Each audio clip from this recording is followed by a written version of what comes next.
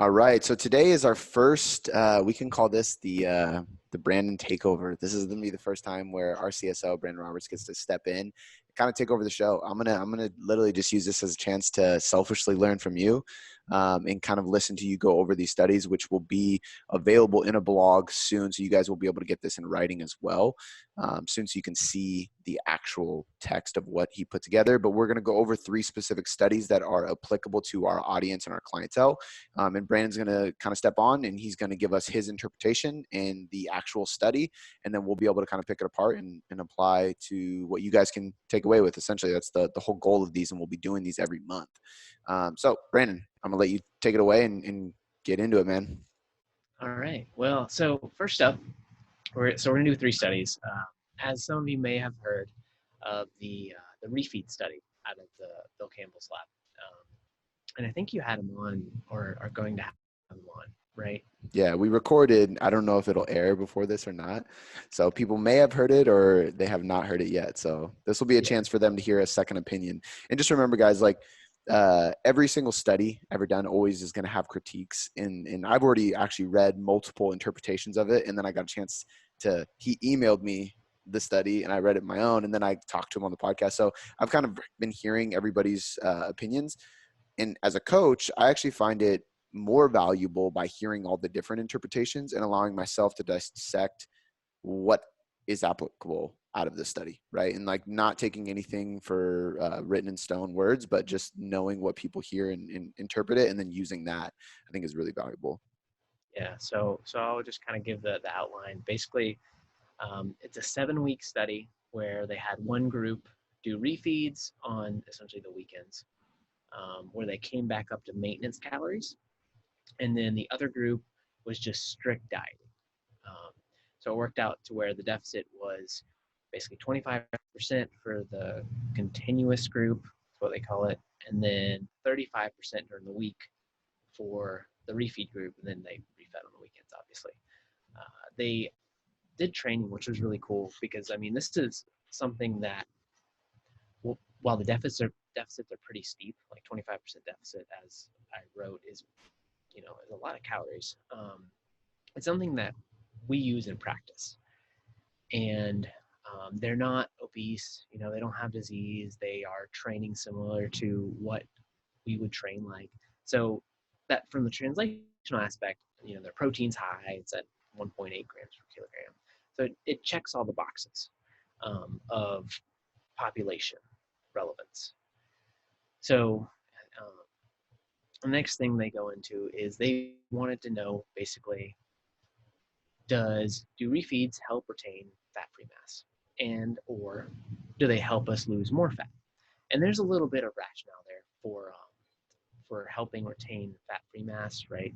So fat-free mass is muscle, and a lot of other things. But if you have refeeds, maybe you train better and you can retain muscle because you're training better, or maybe they increase your metabolic rate a little bit, and kind of offset that metabolic adaptation that we see with dieting. And it's only like 10 to 15% max. But there are a lot of different things. Maybe it's mental, right? Psychological effect. You're like, oh, I made it to the weekend. I get to have an extra, 500 calories or something. So the rationale is definitely good. When you get into the study, I think there are some caveats, and I'm going to hedge a little bit. Um, but the authors basically said, we found that we preserved more fat-free mass and metabolic rate was better. And they did resting metabolic rate, which is where you lay on a table in most places and you just have like a mask over your face. And it's not too bad. It takes like 15 to 30 minutes, and that's plenty of data to kind of get what you need. So they did body comp and resting metabolic rate at pre and post, so baseline and then after the end of the study. And they found or reported, fat-free mass was retained after an adjustment for the glycogen effect or the water effect, right? So when we diet, we see an initial weight loss, and that is mostly glycogen. And people get really excited about it. I mean, I still get excited about it. where you'll lose like 3 pounds. You'll be like, yes, it's working. And Right. then the next week, it's you're like, oh, I only lost a pound this week. Okay, whatever. Um, but that adjusts for that because glycogen, specifically muscle glycogen, which you have a lot of, 400 grams or so, holds um, 3 to 4 grams of water per gram of glycogen, right? So if you have, we'll call it 400 grams of glycogen in your muscle and you're dieting, maybe you go down to like 100 grams. So some quick math, 300 left, right? And if they each holds 4 grams of water, that's 1.2 kilos, which is a lot of weight, right? Um, so anyway, back to the results. Um, I think one of the concerns that I had with the study was they report that they found a fat-free mass difference, but the measurements aren't super clear on when they took them. So if you have a refeed, you restore that glycogen. And the way they set the study up was there were kind of lighter training weeks, so deload weeks, essentially, in the middle of the study and at the end of the study. So what a lot of people on the internet have argued is, you refed Saturday, Sunday, and then Tuesday or Wednesday you came back in for your body comp measurement, and because you weren't really training, you didn't lose that glycogen, and so people who had been dieted, who were glycogen depleted the whole time, you get like a little bit of a bump, right? It's kind of like an endurance exercise where you deplete, and then you have this huge glycogen load, and then you perform really well. Bodybuilders use it too for peak week, essentially. So that was my main issue with that. I don't know how you fix that other than taking an end of the week measurement. So just off the top of my head is instead of doing your outcome measures on Tuesday, Wednesday, you do them on Thursday, Friday. But then your continuous group is probably more depleted then. An alternate thing you can do, and this is more from a statistical approach, so you can do a lot of cool things with stats. You can adjust for water in your analysis. So you could take that and say, a portion of this change is explained by water. And if we adjust for that, is there still a difference? And so they didn't do that. And that's a little more advanced. That's because I've been involved with so many clinical trials, I've sat in on a lot of like stats meetings and have done a lot of just more advanced stats that the sports science fields don't have access to, or maybe never really learned that much about. So if you're a scientist and you're listening, find a statistician. They're worth it. So with this critique, is this, I'm just trying to just interpret it for myself and for the listeners, is this basically you're kind of saying if we did equate for that, you don't think there would be a difference of muscle maintenance, or I should say lean mass maintenance, during this period of time? I'm not sure, and I think if we did adjust, we'd have a better answer because they speculate that it did save fat from us, and I mean, again, the rationale is there. It's just not the best design. And when you're designing studies, every time I design a study, I'm like, okay, well, I have to change some things, and I really want to know about, if my primary outcome or the main reason I did the study is fat-free mass. Well, I need to make sure that however I'm getting that number is the cleanest way I can do it. Because when I go and submit the paper and I go through review, if my primary thing I'm looking at is not set up well, it might not get published, or it might get torn apart afterwards. So that's kind of how scientists generally approach things. But it's hard to tell without their data. And actually, they did upload their raw data, so I'm going to play with that a little bit, which is kind of nice. I don't know if you saw that or not. I haven't yet, no. So with that being said, is there any argument to say like, okay, let's say it was just water, but if muscle is primarily made up of glycogen and water, and we want to keep more glycogen and water, and we think of like 24 plus weeks of dieting, or just let's say they're even just maintaining, but they're using that as a strategy to keep flexibility in check. Mm. Do you think it still has value because of that? because obviously if we do have more water stored in the glycogen inside the muscle, we are still fuller, we look bigger, and we feel better in the gym. So is it one of those things where it's like, it's not really what's going on, but it doesn't matter because at the end of the day, we get what we want? Yeah, and I think, a lot of research has that effect, Mm, right? If I can, if my goal is for you to lose weight, if I can get you to lose weight, and maybe I don't lie to you or anything, but I'm just like, we're gonna try this thing because it has these off-target effects. It's kind of like repurposing a drug, right? They do it all the time in science. It's like, oh, we have this drug, it's already FDA approved. We can use it for this other disease. mm-hmm. Um, so yeah, and I think that there is a large effect. Being someone who's been depleted and refilled and used refeeds. I mean, I've always used refeeds. Yeah. Like you just feel better, man. Yeah. Well, and that goes back to the psychological aspect of it too. Like, because there's been a lot of arguments, which I'd be curious of your opinion on. Lately, there's been some debates about diet breaks, and I guess you can kind of categorize refeeds in those too, especially extended refeeds, about them really just being psychological. Like, there's actually no physiological difference happening. It's just psychological. But then you got to ask too, is like, well, do you think indirectly down the road there will be physiological changes because the psychological benefits you saw during that refeed? Because if that helps you stick to the diet or stay more adherent or work harder in the gym or do any of those things will contribute to the physiological effects. And I think the problem with a lot of people is they'll hear somebody say, "Oh, they don't matter; it's just psychological," and they'll throw it out. But it's like, well, you got to think about the chain of events that occur if you keep your psychology healthy. Does that make sense?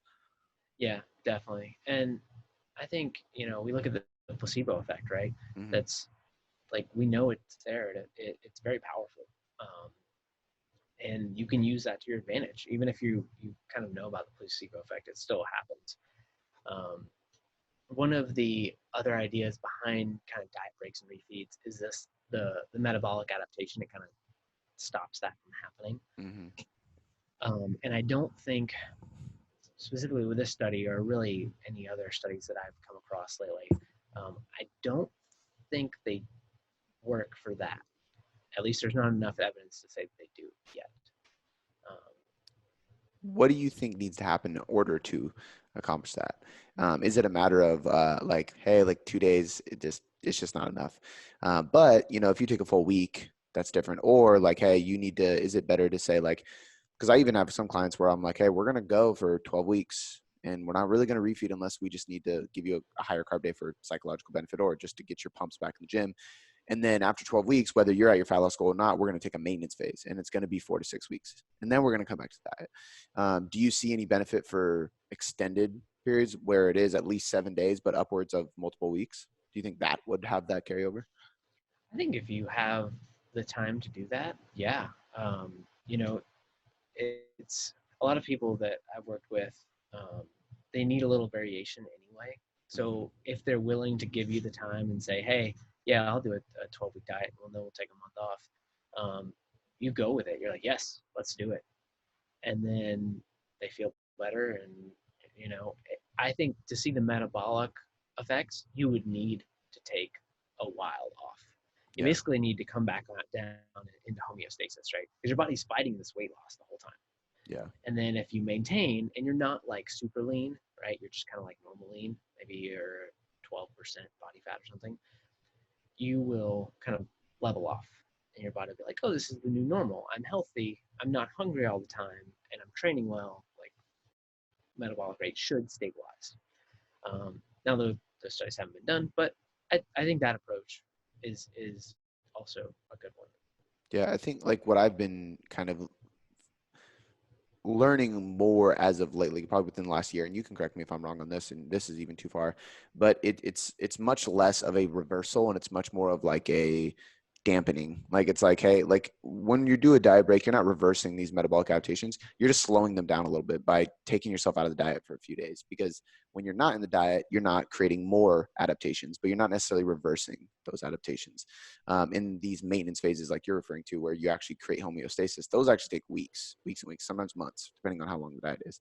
It's why somebody in a competitive nature, which is more extreme, obviously, if they do a prep, they're not going to do it like a 4-week maintenance phase and then jump back into a next prep. It's like, hey, take a 6-month period off at least, if not longer, if you want to gain some muscle between seasons. Would you agree with that? Yeah, yeah, definitely. I think I had another good point. I kind of lost it. Brain's always going. Yeah, I think those are good approaches, and I don't again want to discourage people from taking refeeds or diet breaks. I think they're great. The science is just kind of in between right now. Do you think it'll be one of those things where in a couple years, maybe even more, like in let's say 3 to 5 years, then we're really going to know because it takes that long for enough studies to come out? Probably. I mean, five would probably be safer. But when you look at people using these methods already in the physique literature, like they're like, no, this it works because people use it, and I mean that's partially too, right? We just don't know why it works. Yeah. And I think there's nothing wrong with that. Like I think there's a lot of Honestly, people that if it's not proven by science, they just disregard it. And I'm a big believer that being evidence-based means you're using anecdotal experience as well. And we use diet breaks all the time with people, and we see it work with people that are getting really, really lean, and then people that are just, I want to lose 20 pounds and just feel good naked. And it's like, cool, you're going to use these too because they're going to make the process easier. So, yeah. The other thing that's nice about them is sometimes you don't know how much of a deficit you're in until you come out of it. mm, So I had a client not too long ago. It's like we were dieting, I don't know, on like 2,000 calories for 10 or 11 weeks. And I started to back him out of his deficit. And I had to push his calories up to like 2,600 before he started gaining weight. And I'm like, I don't, like, how deep were we? yeah. And so, like, a month in, he's eating 2,600 calories and then it's at maintenance. Um, so it's hard to tell. I think one thing I try to tell people too is that maintenance is a moving target. It's not necessarily like a set point because and this is why I think like when people see this study and other studies, they have to look at how big of the deficit they're creating. Because 25%, and then I think it was 35% for the people doing the refeeds. It's Yeah. pretty big. That's a big chunk of your calories out. I have a guy like 2 guys who started to cut this week, but they've been gaining for like 6 months, and another guy's like 9 months into his gaining phase.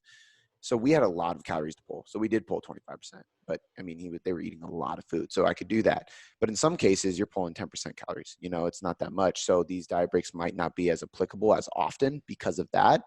But it also lets you know too, like if somebody, because I've seen people, okay, I'm at quote unquote maintenance and I'm going to pull 5% of calories because I want to have like the minimal effective dose. Nothing happens. 5% more, nothing happens. 5% more, nothing happens. And they kind of just inch down until they hit that like at least 15, but if not like 20 to 25% deficit, and they finally start losing weight. And I'm like, hey, you just prolonged like eating less for no reason for 6 weeks. Just jump in the water, like stop dipping your toes in, rip the Band-Aid off. So I'm a kind of a big fan of taking a more aggressive approach out the gates and just giving more diet breaks for the mental effect of just like giving them a break literally. But I think it's more effective because of that. Just because of that range. I don't think people realize how big that maintenance range actually can be for some individuals. Yeah, I mean, especially if you're training over time, right? So you're hopefully putting on muscle. So your rate is increasing a little bit, not a lot, but you get better at dieting, you get better at managing your hunger, hormonal fluctuations, things like that. So I'm also a bit more aggressive up front because I'm like, nah, you drop 3 or 4 pounds and you feel good. Mm-hmm. So let's use that, and then on the Yeah. back end, use our refeeds to feel good later in a different way. Yeah. Yeah. 100% agree. Yeah. Um, do you have anything else on that study before we move on to the next one that you want to kind of recap or just like kind of give us your conclusion on it of what's applicable? So I think, well, we'll leave a couple things in the blog so people can go read it because there's quite a bit of detail in there. But my interpretation is there probably weren't any fat-free mass changes between groups if you designed it a little bit differently, um, which means that it doesn't really spare muscle, but they lost the same amount of fat. And I really wish they would have done some psychological outcomes, like just a survey, like how are you feeling today, Yeah. type thing, and that may have helped us a lot. But ultimately, the outcomes were kind of the same in my interpretation. So it's like use them; they're not going to be worse, but they're probably not going to be better. It's basically a preference thing then, right? Like as a coach for us, it's always actually sometimes ask the client, like, hey, what do you think you'd be able to adhere better to? 5 days in Mm-hmm. deficit, 2 days refeed? Do you want to diet for 2 weeks, take a full week off? Like, which one of these sounds better? Because if you can get that buy-in, at the end of the day, they're in a deficit. They're going to lose the weight. I think that's really what it comes down to. Yeah, definitely. I mean, So I'm with you. Buy-in cool. is huge for people. Yeah. Sometimes I don't know if you ever feel this way, but sometimes I feel bad because I like ask them and then I do what they say and I'm like, man, as a coach, I just gave in to what you asked for. Yeah. Do you value me less now? Yeah. That's actually a conversation I've had with multiple coaches, including coaches on the team, and I think there's definitely an art to it of like keeping your authority in place to make sure that all the decisions are my decisions, but which of my decisions do you like best, kind of thing. Because I do know what you mean, exactly what you mean, and it's a fine line because you need that buy-in and that trust and kind of that authority essentially for them to really like follow through with it. But you also need their adherence, which means if you don't ask them and you give them the protocol that they know they won't adhere to, you're kind of shooting yourself in the foot too. So it's definitely a battle. Yeah. But that pretty much wraps up that first study. So we can move on to the next one if Cool. you're good. Yeah. The only question I have for you is your background on your screen right now. Oh man, it's Doctor Strange. I was going to ask if it was Harry Potter at first because I was like, what is it? Because I haven't seen Doctor Strange, but I was like, I know that's not his normal office. No, no, I'm working from lab and my lab is a hot mess right now, so I figured Okay. I'd spare the viewers. How did you do that? That It's on a Zoom. Zoom?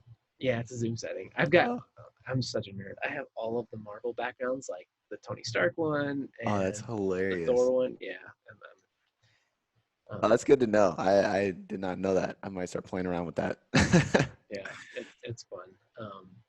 Okay, so the next study is it's a supplement study, and so I picked this one. It's basically they gave branched chain amino acids, so BCAAs, to endurance runners during an acute test, so a kind of one time point test. Um, and they gave them 20 grams of BCAA. So we're not talking like your normal extend Civation 3 grams to make your water taste good. We're talking a mega dose of branched chain amino acids. And so they gave them these BCAAs.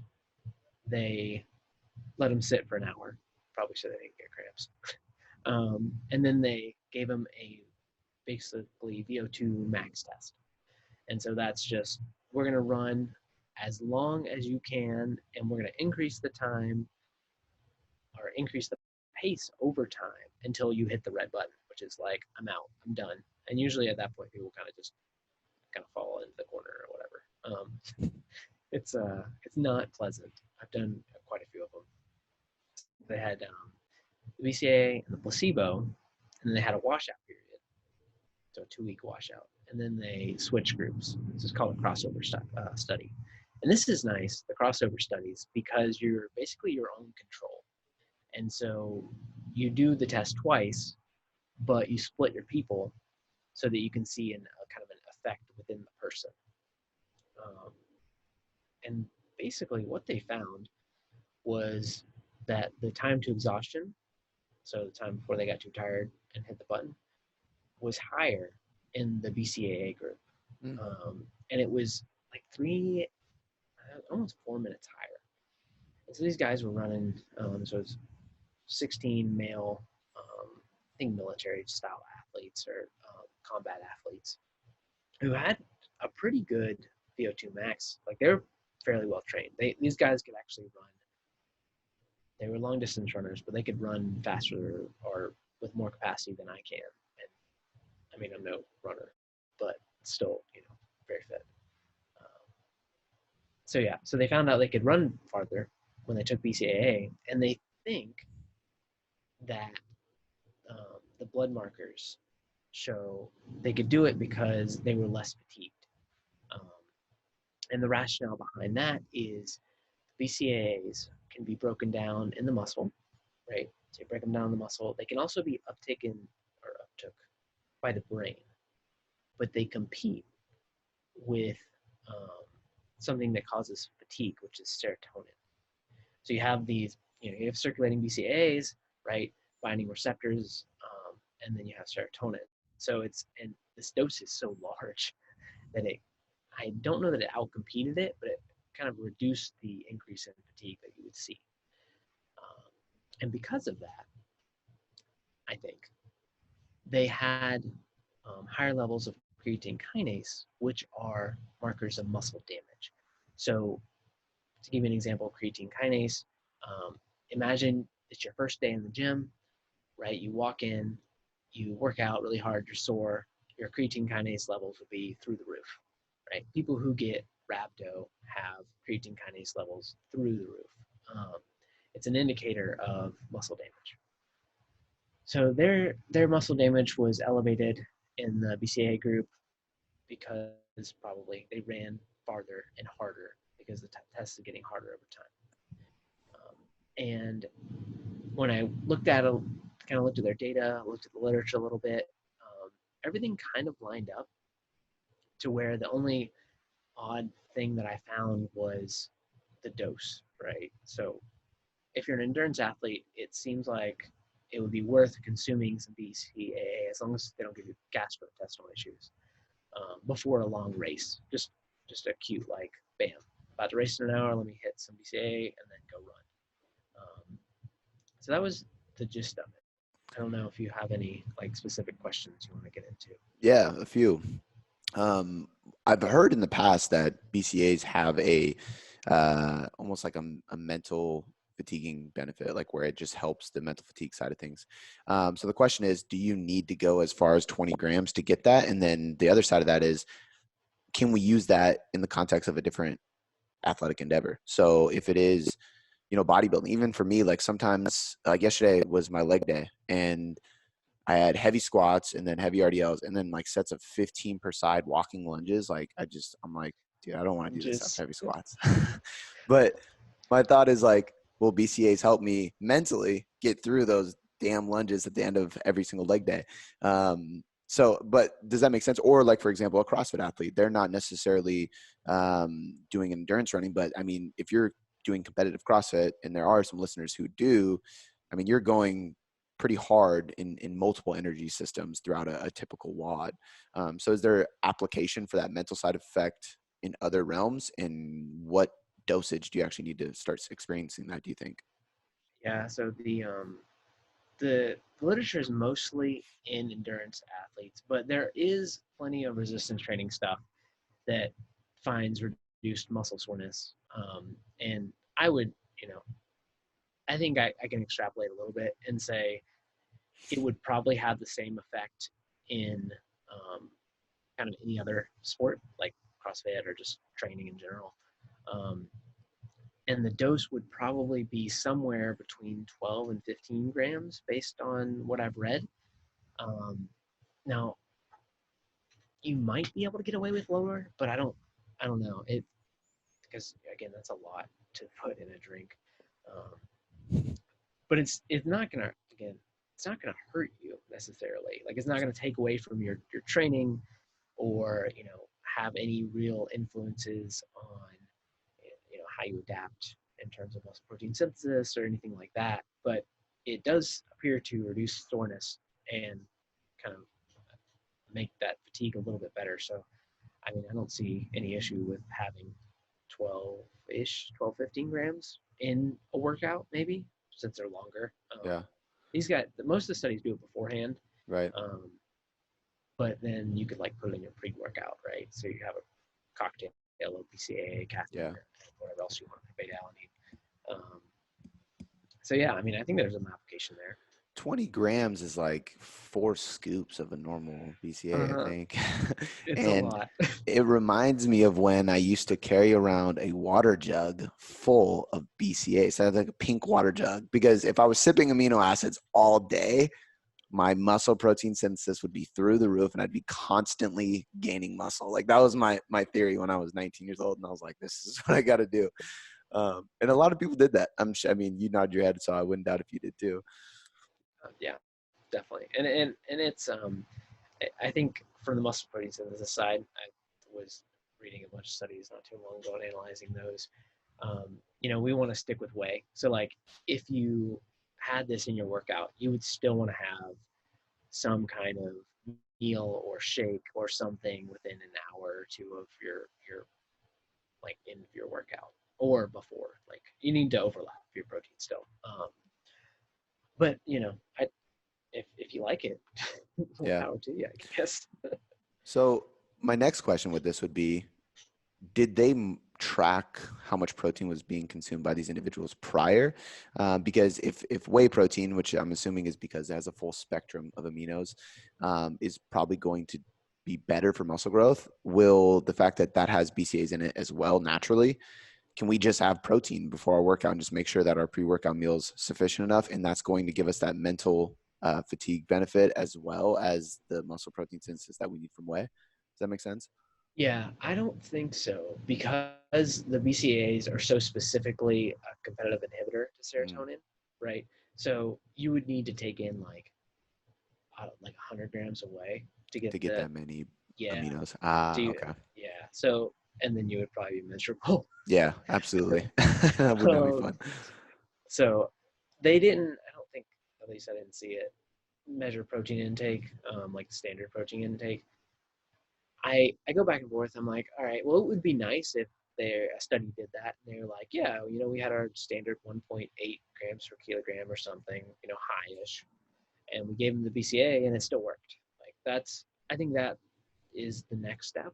Um, and actually, you did have a good idea with the serotonin and the CrossFitters.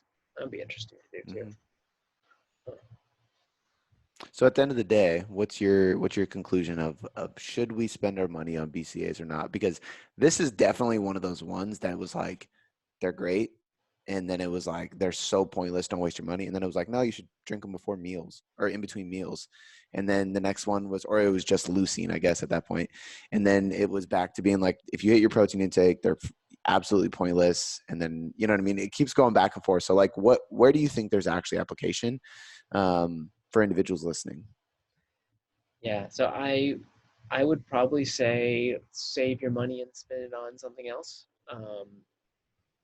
unless you just really like it or really want that like 1 to 2% edge. Like I don't do it, if that gives you an example. And I'm not like a big supplement person. I take creatine, sometimes vitamin D if it's not sunny. um, I do energy drinks occasionally. Um, So yeah, I mean, I keep it pretty simple, but there's plenty of stuff that you can use. I think this would fall somewhere in the middle, probably. Got it. I think that's a good recommendation. I typically tell people the same thing. It's like, if you enjoy it, do it. If you have the money to spend and you want that like potential 1% edge, like that's great. But I always say too, like, if you don't have any whey protein at home, if you don't have any creatine monohydrate, like if you're not drinking caffeine before your workouts, like start there because that's going to do much more for you. Which actually brings up another question I have, just because I read it in Mass and then I asked Eric Treckler's opinion on it, and he is a fan. Betaine. What is your thoughts on betaine? And if that's, I guess, like for the listeners, what it is, what it does, and if you see any validity in that, because the research review in Mass was actually pretty good on it. Like they showed some body composition changes that were favorable from supplementing with it. Okay, so you picked one supplement that I'm not super familiar with. I know Of course. you picked the one. I was waiting for beta-alanine or like beetroot juice, and then I was like, wait, no, okay. Um, so I'm probably not up to date on that to give a good kind of response. But you know what? It can go on my list, and I can read a study, and I can figure it out. Love it. Yeah, because that's one I've been getting asked about quite a bit. And from my research on it, it seems favorable, but I don't know why. It's kind of like what I got out of it. It was like, okay, this seems pretty legit, but why? And why isn't, if it's legit, why isn't everybody taking this? Because we'd Yeah. all look better, you know? But for me, I'm always very, very cautious with supplements. I'm the guy that's like, I need more, I need more, I need more. Like creatine monohydrate has so much information out that finally I was like, okay, like this is like absolutely great. But I will say, like, really respect Eric Trexler. Obviously, I pay him to do my training and nutrition stuff, and he even suggested it. And so that's when I was like, okay, let me really like look into this, two, ask Brandon, because I think it's worth getting some more context on. So we'll save that for the next one. Yeah, yeah. I actually put it on my list.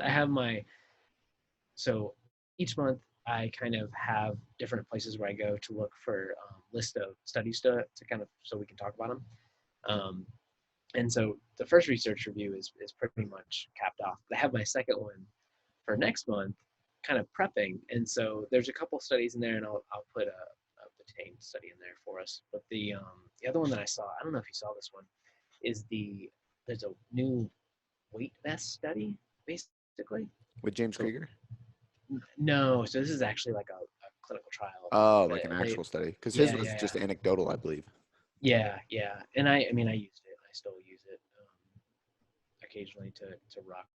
Um, but yeah, so that's one of the ones we're probably gonna do next time, and Yeah. then we'll do maybe we'll stick with like nutrition, training, and supplements type Yeah, thing. I think that would be good. I'm really interested in the weighted apparel weight vest like one because when James came out with the content around his client case study and what they did and what his thoughts were as to why those things were occurring was really interesting. I mean, granted, there's only so much application. Like obviously, most people can't wear weighted apparel all day, but I could.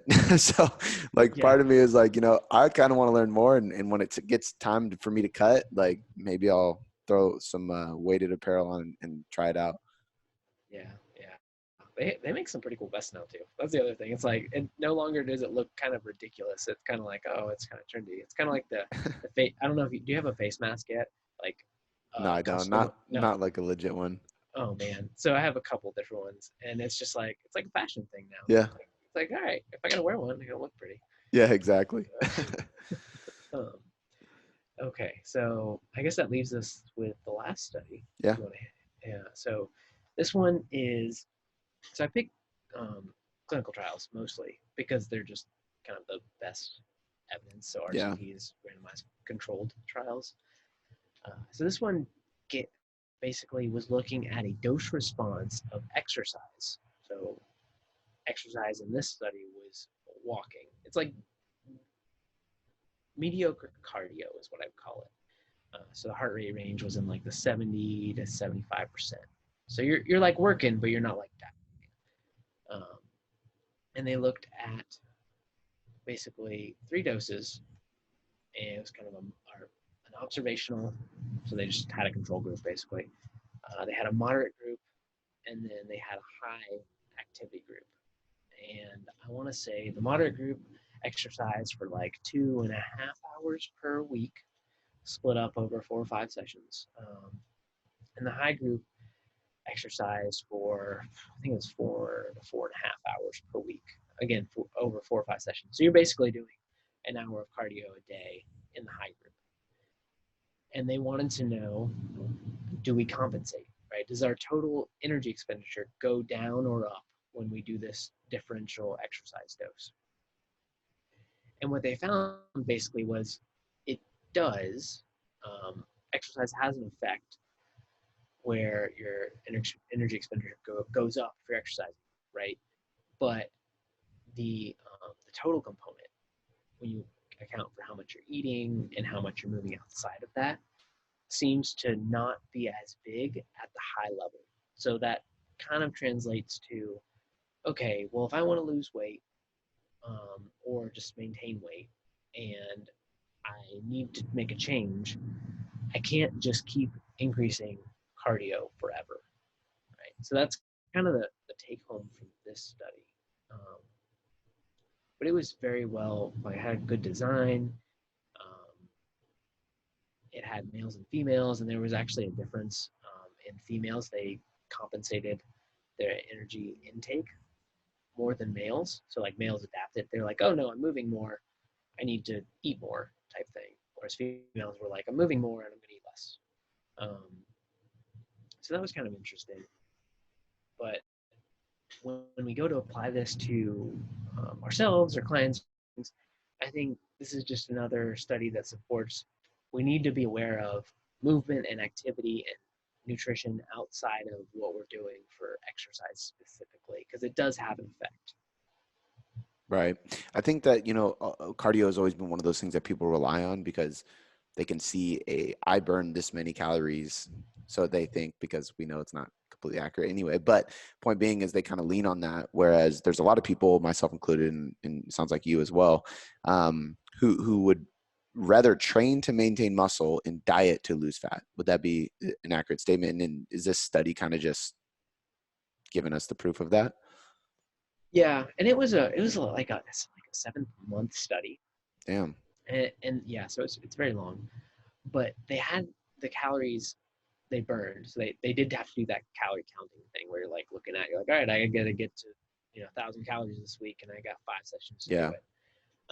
So they accounted for body weight. So if you weighed more, you had to do more, which makes it even harder if you think about people who are heavier. Um, and these people weren't like exercising normally. These are just like I pulled in, 50 young middle-aged people off the street, and they don't exercise. Their nutrition is like normal, and we're gonna put them into this study. And I mean, we don't work with people who don't like they do things correctly. But when you work with the general population, like this is what you see sometimes. You're like, oh wow, you don't do any of the stuff that like kind of athletes do. So we have Yeah. to start from here. And so there is some kind of caveats to applying it to our people, our athletes, our clients. But it was an interesting study. Was there any recorded adaptation along the way, just as far as, and if there wasn't, I'd love your thoughts on this, of just like, as you do cardio, you become more adapted to that process and maybe burn less calories as your body kind of gets better at cardio. It's almost like you don't want to get good at cardio because you'll be more efficient. Is that an accurate statement? Yeah, so that's a definite thing that occurs. It's not huge. I want to say it's less than 15%, maybe 10%. Um, but you do have mechanical efficiency, um, where if you do a lot of cardio, say walking, or actually let's not say walking, everybody walks. Let's say elliptical, right? Everybody loves to get on elliptical for a little bit. Um, if you made the elliptical your only cardio, you would mechanically adapt. You'd get more efficient. Your muscles would get more efficient at the movements. Your just body in general would, and you would lose some of that benefit, right? So you would, like you said, adapt, but not too much. So that kind of makes a rationale for mixing up your cardio a little bit. Actually something I've always done because I had that thought process. I know there's no studies of like, okay, this group is going to do just elliptical and this group is going to do incline walking, elliptical, and the stationary bike, unfortunately. But it makes sense in theory. And I think just from a boredom standpoint, it can help Mm-hmm. people as well. But I think that's also one of the pros of strength training, because progressive overload is much easier to accomplish inside of resistance training than it is inside of cardio, because with cardio, it's basically like, do more, do more, do more. Yeah. With training, it is do more, but there's so many ways and variations to do more just slightly that it's easier to um, try to adapt. And I think that's kind of the process of building muscle or maintaining muscle, if that makes sense. Yeah. Yeah. Definitely. I use. Let's see. So we do dog walks with sometimes with a vest. I we just got not a Peloton, but it's another brand. It's like not quite as expensive as Peloton bike, but I've used those in the past for prep and just cardio in general. Um, and then I used to swim a lot, but I haven't swam in a long time. Yeah, for me, it's always just, man, I usually do like a day or two of conditioning when I'm cutting, just because I enjoy. I mean, I have turf here, so it's like, get the sled out. Let's do some circuits of like strongman stuff, like carries and sled. Like, I just have fun with that. But Yeah, usually for my cardio when I'm cutting, it's like I'm going on a daily walk. Like, and it's usually like, okay, like now I'm gonna add a second daily walk, and they're like shorter, but it's just neat, you know. And the diet's usually the thing controlling it. Um, but yeah, no, I think that's applicable. What's your, like, how do you explain to people why strength training is more beneficial for fat loss? Because that's always a hard question to answer because, well, cardio burns more calories, and you're like, oh, in the session, yeah, it does. Like, what do you tell people when they ask you that? That's a question we get really commonly. Um, okay, so I try to get people to back out a little bit and say, yes, you can probably lose as much or more weight doing cardio than if you just train like with weights. However, what you really want to do is you want to hold on to that muscle that you have because you're going to look better, right?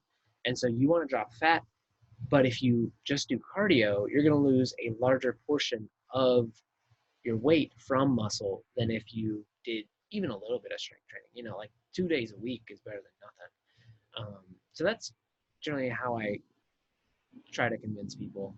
And then also, right, so you have an afterburn effect with muscle where like an exercise session um, may burn like 250 calories, maybe 300 as opposed to like a 500 kcal cardio session. And they can be the same length of time. But then you're adapting, you're growing, that takes energy, you're repairing, that takes energy. And it's a lot more strenuous too. So that's the rationale I try to take with people. I think that It's makes be like, sense. yeah, it's like, yeah, you want to lose fat, you don't want to lose weight. Yeah. Yeah. And I think that's what it is, right? Teaching people weight loss and fat loss being different, like, Mm-hmm. and I try to use fat loss as actually like how I describe it way more, even when I'm not talking to somebody about this, because I think weight loss can get misconstrued that way and people will take it too far with that stuff. Yeah, yeah. And there's, when you're tracking body weight daily and like you don't really have a good way to measure body comp, like it can be hard in your head to be like, no, no, I'm doing the right thing. Hmm. So Yeah. Yeah. Well, great, man. This was awesome. We're gonna cap it right here. As always, thank you for your time, man. I love doing these stuff because it's like selfishly, it's just fun for me. But I think the listeners are gonna love this too. And for everybody listening, Brandon has been writing blogs for the website, so we already have a couple out. I will link his blogs in the show notes. I will link his Instagram, which he puts out a ton of content and information on there, as well as the last podcast we did. And then be on the lookout for his Research Roundup blog that will come out, and it's everything we talked about today, but in writing, so you can kind of see diagrams and graphs and in text and actual application. mhm. Really, really in depth. It's really long, so it's going to be good for people to use as like a resource after this. But yeah, man, it's awesome. Do you have anything else for the listeners? No, no, yeah, just always you can reach out to me if you got any questions, via email, DM, whatever. And I appreciate you having me on and us doing this. This is a lot of fun. Yeah, absolutely, man.